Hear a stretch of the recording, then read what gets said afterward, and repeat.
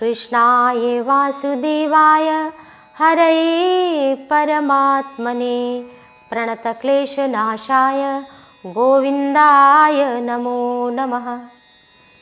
आप सभी का मैं कल्याणी शुक्ला बहुत बहुत स्वागत करती हूँ श्री न्यूज चैनल पर अध्यात्म पथ पर। आइए हम सभी आज फिर से आज की यात्रा 9 जनवरी को प्रारंभ करते हैं। आप सभी का दिन शुभ हो, मंगलमय हो, इसी शुभकामना के साथ। तो हम सभी गीता का श्रवण कर रहे हैं, श्रीमद् भगवत गीता, जो भगवान श्री कृष्ण ने पार्थ अर्जुन को सुनाई है। और अर्जुन कौन है? हम सभी ही अर्जुन हैं। ये संसार ही कुरुक्षेत्र है और इस कुरुक्षेत्र में हमें भगवान श्री कृष्ण ये श्रीमद् भगवत गीता को समझाते हुए कहते हैं, हम सभी अर्जुन की जगह पर अपने को रखें, क्योंकि अर्जुन ने तो उस महान युद्ध को भगवान श्री कृष्ण, देखो महान युद्ध हमारे जीवन में चल रहा है, महायुद्ध, और इस युद्ध को वही जीत पाएगा जिसके जीवन में गीता होगी, उसी का जीवन सफल हो पाएगा। श्रीमद् भगवत गीता महाभारत के भीष्म पर्व से लिया गया है। कुछ लोगों का कथन है कि महाभारत नहीं पढ़ना चाहिए, परंतु ऐसा नहीं है। महाभारत जिसके घर में नहीं है, जो नहीं पढ़ रहा है, उसी के घर में, उसी के जीवन में, उसी के परिवार में महाभारत है। महाभारत जो पढ़ेगा वो वही महाभारत से बच पाएगा, जो सत्य का बोध कर पाएगा। और भगवान श्री कृष्ण कहते हैं कि अपने सत्कर्म को करते चलो और मन को प्रभु में लगाते चलो। तो कल आप सभी ने सुना था कर्म योग के बारे में, लेकिन भगवान श्री कृष्ण कहते हैं कि कर्म योग मनुष्य को ऊंचा उठा देता है। भगवान कहते हैं लेकिन ज्ञान ढका हुआ है और ज्ञान के द्वारा ही कर्म हो सकता है। नहीं तो मैंने कहा ना कि गहना कर्मणो गति ही, जो कर्म की गति है वो बहुत ही कठिन है समझ पाना, क्योंकि अध्यात्म जीव और ब्रह्म को जान लेना ही अध्यात्म है। भगवान श्री कृष्ण कहते हैं कि ये ज्ञान है तो, लेकिन ढका हुआ है, और ज्ञान नहीं है। देखो तीसरे अध्याय में फिर से ज्ञान की चर्चा कर रहे हैं अर्जुन से। कहते हैं धूमेनाव्रियते वह्निर् यथा दर्शो मलेन च यथोलबेनो मृतो गर्भस् तथा तेनेदमाव्रतम। भगवान श्री कृष्ण कहते हैं जिस प्रकार धुएं से अग्नि, मैल से दर्पण और जेर से गर्भ ढका रहता है, वैसे ही काम के द्वारा ये ज्ञान भी ढका है। भगवान देखो कह रहे हैं कि ज्ञान है। अब हम जो चीज़ें सुनते हैं, ऐसा नहीं कि हम सुने तो हमें समझ नहीं आता, हमें सब कुछ समझ आता है, लेकिन जब हमने पहले कभी वो सुना ही नहीं है तब हमें कैसे समझ आएगा। इसलिए भगवान कहते हैं कि ये माया के द्वारा, जैसे 2 आदमी हैं, एक उधर बैठा और एक इधर बैठा, बीच में एक ऐसा पर्दा डाल दिया गया है, इतना मोटा पर्दा कि ना तो उधर का आदमी इधर देख सकता है और ना इधर का आदमी उधर देख सकता है। तो भगवान श्री कृष्ण कहते हैं कि ऐसे ही ज्ञान है तो, ईश्वर है तो, ब्रह्म है तो, परमात्मा है तो हमारे भीतर, लेकिन वो माया रूपी जो पर्दा पड़ा हुआ है। जिस प्रकार आईना है, आईना बड़ा सुंदर है, लेकिन उस पर मिट्टी जमी हुई है, उस पर धूल जमी हुई है। तो वो धूल जो जमी है उसके कारण हम दर्पण में अपना चेहरा नहीं देख पाते हैं। क्यों? कि दर्पण भी बढ़िया है, हमारी आंखें भी ठीक है, लेकिन फिर भी नहीं देख पा रहे। क्या कारण क्या है? कारण ये है कि मिट्टी धूल के कारण केवल नहीं देख पा रहे। आमने सामने बैठे हुए व्यक्ति इसलिए नहीं देख पा रहे एक दूसरे को, क्योंकि बीच में बहुत मोटा सा पर्दा है। आंखें भी ठीक हैं, हम भी बैठे हैं, दूसरा भी व्यक्ति बैठा है, परंतु देख क्यों नहीं पा रहे? क्योंकि पर्दा पड़ा हुआ है। ऐसे ही भगवान ईश्वर परमात्मा हमारे भीतर तो है, हम उसका अनुभव तब कर पाएंगे जब हम ज्ञान रूपी नेत्र को प्राप्त कर पाएंगे। ज्ञान है, लेकिन जगाने वाला तो कोई होनी चाहिए। सोया हुआ व्यक्ति है, उसे कोई जगा दे तो जाग नहीं जाएगा वो। तो इसी प्रकार से गीता हमें जगाती है। भगवान श्री कृष्ण कहते हैं, आवृतम ज्ञानमेतेन ज्ञानिनो नित्यवैरिणा कामरूपेण कौन्तेय दुष्पूरेणानलेन च। कहते हैं कि हे अर्जुन, इस अग्नि के समान कभी ना पूर्ण होने वाले काम रूप ज्ञानियों के नित्य वैरी के द्वारा मनुष्य का ज्ञान ढका हुआ है। भगवान कह रहे हैं काम रूप, कामनाएं इतनी है। एक आदमी से कहो कि तुम कोई एक कामना बना लो, वो कहेगा ये कैसे संभव है, ऐसा हो ही नहीं सकता है। कामनाएं हर क्षण, आज ये मिला है हमें तो कल दूसरा कुछ चाहिए। आज हमारे पास एक झोपड़ी है, कल हमें अच्छा मकान चाहिए।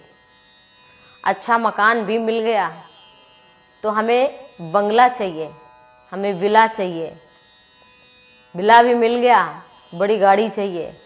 गाड़ी भी हो गई, नौकर चाकर चाहिए। नौकर चाकर भी हो गया, हमें बहुत करोड़ों का बैलेंस चाहिए। वो भी हो गया, हमें सम्मान चाहिए, वो भी मिल गया। लेकिन फिर भी तृप्ति कभी नहीं होगी। भगवान श्री कृष्ण कहते हैं कि मनुष्य की इच्छाएं अनंत हैं, इसीलिए वो दुखी है। अगर अपने को साधुजन क्या करते हैं,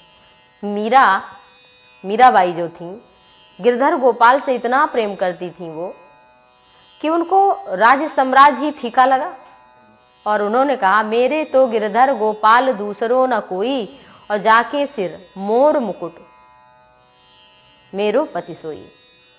तो कहीं ना कहीं संतोष, बिनु संतोष न काम न साही, और काम अछत सुख सपने हुनाही। राम भजन बिनु मिटही की कामा, थल विहीन तरु कबहू की जामा। बिना संतोष किए सुख की प्राप्ति हो ही नहीं सकती, न काम न साही। बिना संतोष के काम का नाश हो ही नहीं सकता। और जब तक काम है, कामनाएं हैं, तब तक मनुष्य को शांति मिल ही नहीं सकती। वो कुछ भी प्राप्त कर ले, लेकिन फिर दूसरी इच्छा जन्म ले ही लेगी। निर्धन कहे धनवान सुखी, धनवान कहे सुख राजा को भारी। राजा कहे चक्रवर्ती सुखी, चक्रवर्ती कहे सुख इंद्र को भारी। इंद्र कहे श्री राम सुखी, श्री राम कहे सुख संत को भारी। और संत कहे संतोष में सुख, संतोष बिना सब जगत दुखारी। एक गरीब आदमी है तो वो कहता है धनवान आदमी बड़ा सुखी होगा, लेकिन धनवान आदमी कहता है हम कहाँ सुखी हैं। धनवान कहता है बड़े व्यापारियों को सुख होगा, राजा को सुख होगा, प्रधानमंत्री को सुख होगा। उससे पूछा जाए तो वो कहता है अरे हमें कहाँ, इंद्र को सुख होगा जो देवों के राजा हैं। और जब इंद्र से पूछा जाता तो कहते हैं हम कहाँ सुखी हैं। फिर कौन सुखी है, कहते हैं संत सुखी हैं, क्योंकि संतोष, सुख तो संतोष में है। तो इसलिए थोड़ा थोड़ा स्वभाव बनाना है कि हम अपने जीवन में संतोष करना सीखें। भगवान कहते हैं इंद्रियाणि परन्याहु हृन्द्रियेभ्यः परमं मनः, मनसस्तु परा बुद्धयो बुद्धेः परस्तु सः। एवं बुद्धि परं बुद्ध्वा संस्थाभ्यात्मानमात्मना, जहि शत्रुं महाबाहो कामरूपम दुरासदम। भगवान कहते हैं कि हे अर्जुन, तू पहले इन इंद्रियों को वश में कर। इंद्रियों को पहले अच्छा खा, अच्छा देख, अच्छा समझ, फिर उसके द्वारा ज्ञान तुम्हें प्राप्त होगा। अच्छी बातें सुन। जब ज्ञान मिल जाएगा तो विज्ञान का नाश कर डालने वाले महान पापी काम को तू अवश्य ही बलपूर्वक समाप्त कर पाएगा। जो ज्ञान और विज्ञान का नाशक है कामनाएं। भगवान कहते हैं कि बुद्धि से श्रेष्ठ आत्मा है और बुद्धि के द्वारा मन को वश में किया जाता है। अच्छा देखो कितनी गहन बात है कि शरीर एक ही है, इसी में मन है लोग कहते भैया आज बहुत दुखी हैं, मन बड़ा दुखी है कि नहीं, मन भी है इसी में। लोग कहते हैं बुद्धि तुम्हारी खराब हो गई है क्या, अभी इसी शरीर में बुद्धि भी है। बहुत लोग कहते हैं इनका चित्त नहीं लगता काम में, चित्त भी है, इसी शरीर में अहंकार भी है।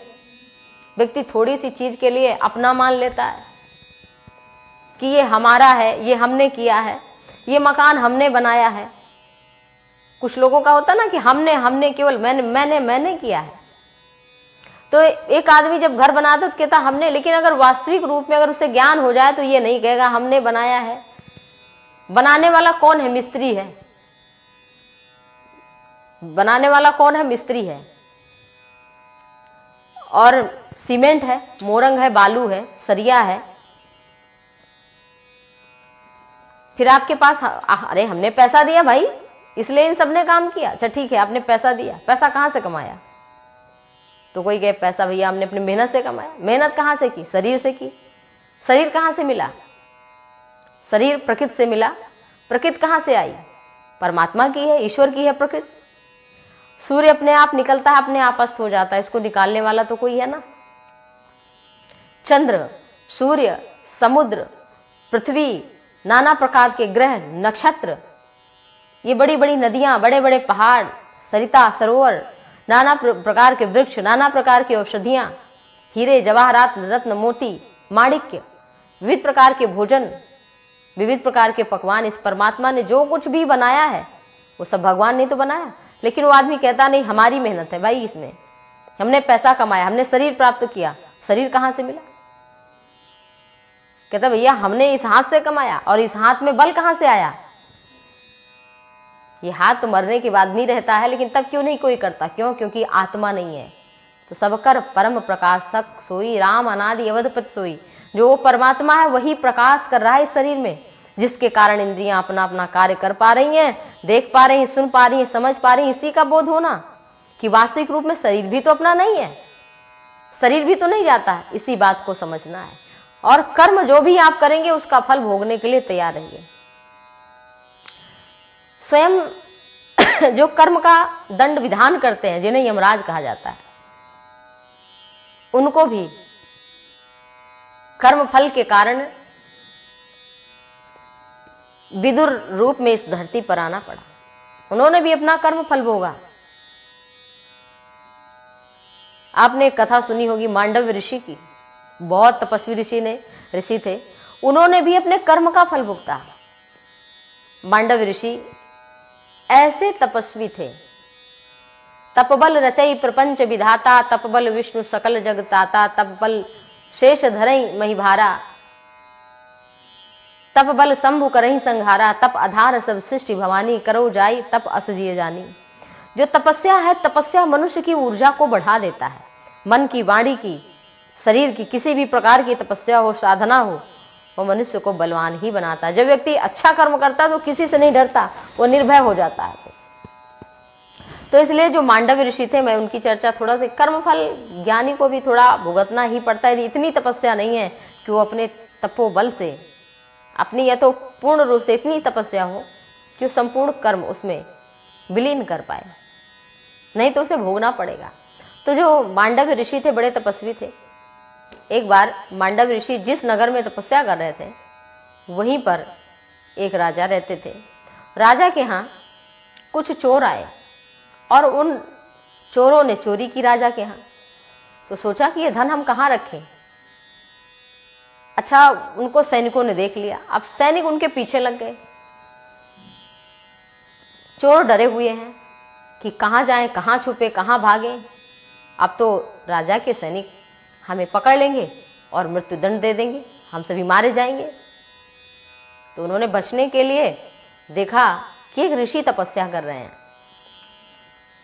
उनके पास जो गठरियां थीं, जिनमें हीरे जवाहरात चुरा कर लाए थे, उन्होंने वो मांडव्य ऋषि के पास रख दिया और वहां से वो भाग गए। जब भाग गए, छुप गए कहीं जाकर के, तो राजा के जो सेवक हैं वो दौड़कर आए और उन्होंने मांडव्य ऋषि को कोड़े लगा करके उठाए। अरे तू ढोंगी है, तू तपस्या कर रहा है, नाटक कर रहा है, और तूने जो है चोरी की राजा के यहाँ, और अब नाटक कर रहा है कि मैं तपस्वी हूं। जब इस प्रकार से देखा उन सैनिकों ने, तब उन्हें पकड़ लिया और ले जाकर के उनके कर्म का फल दंड भुगतने के लिए उन्हें राजा के सैनिक दरबार में मांडव ऋषि को ले गए। अब जब पूछा गया भाई राजा के यहाँ किसी ने चोरी की है तो उसको क्या फल दिया जाए, क्योंकि साधारण व्यक्ति के घर में भी चोरी हो जाती है, लोग उसको कितना मारते पीटते हैं, फिर राजा के यहाँ घर में उसकी चोरी हुई होगी तो उसको कितना प्रताड़ना उसको देनी होगी। तो कहा भाई राजा के यहाँ चोरी की इसे मृत्युदंड देना चाहिए, मृत्युदंड मांडव ऋषि को, इसने महान तपस्वी। लेकिन उनके पास ऐसी साधना थी, ऐसी तपस्या थी कि उन्होंने सोचा कि मैं इनको दंड तो दूंगा, और ये किस कर्म फल का, मुझे कर्म का फल मिल रहा है मुझे।